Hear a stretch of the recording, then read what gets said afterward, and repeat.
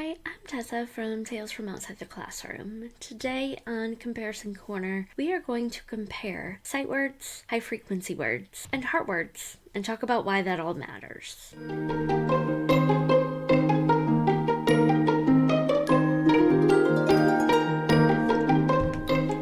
So let's start with probably the most important definition, and that's for a sight word. Sight words are words that are recognized by sights. They don't need to be decoded. We recognize them immediately. So cardiomyopathy might be a sight word for some doctors. Probably not me. Acetaminophen is a sight word for many people, but it's not a sight word for our students. Non-decodable high-frequency words have sometimes been called sight words because we want our students to recognize them by sight. But in reality, we want students to recognize any high-frequency word by sight.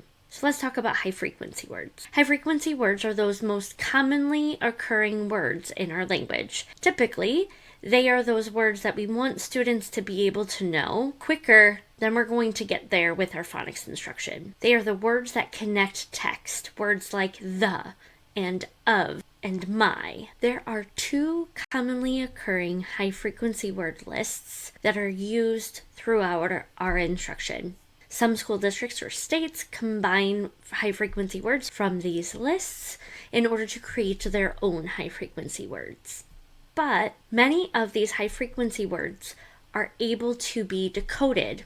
They're able to be decoded easily when students learn those spelling patterns. Not every word on those lists are irregular. So let's take a look at that. 63% of the Dolch list are decodable when you consider all of our regular spelling patterns. So now let's take a look at the Fry words. More than 50 of the first Fry 100 can be read through the most common phoneme-grapheme relationships. With that said, many of those high-frequency words can be learned just to be decoded. And so we don't need to teach them as sight words. We need to teach students how to decode them. But what do we do about those words that aren't able to be decoded? Or we want students to know them more quickly than we will get to in our phonics instruction. That's where heart words come along. Heart words are a relatively new term. When I first started teaching, they were called criminal words or other similar words to refer to the fact that they don't follow rules. Let's take a look at a couple examples.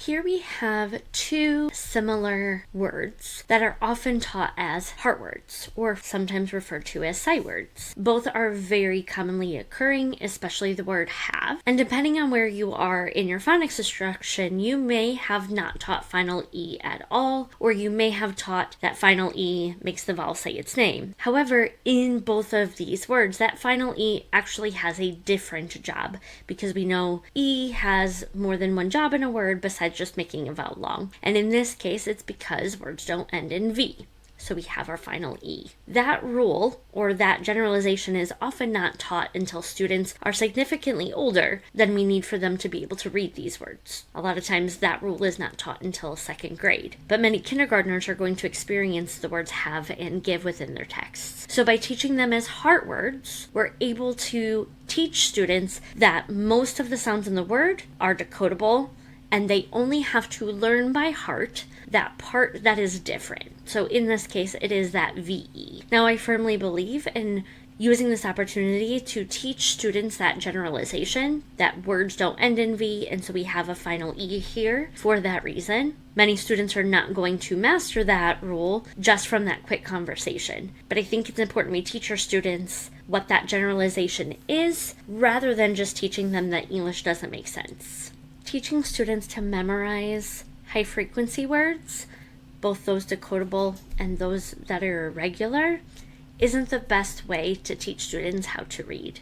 It's important that we teach students those words that are irregular or only temporarily irregular, rather than expecting them just to memorize that word, especially by its shape. When we teach students following the heart word method, and we're teaching students to look for those parts that are irregular, though many are only temporarily irregular, we are teaching them to rely on the skills they currently have in order to be able to sound out words. When we ask students to memorize, a large bank of words to recognize by sight just by looking at them, many students struggle to remember those words. They struggle to remember the letter sound sequence, and then we're teaching students not to rely on phoneme graphing correspondences to read. The heart word method is a much more successful strategy for teaching students those high frequency words that need to be explicitly taught. I hope this quick video has given you a little information on the difference between sight words, high frequency words,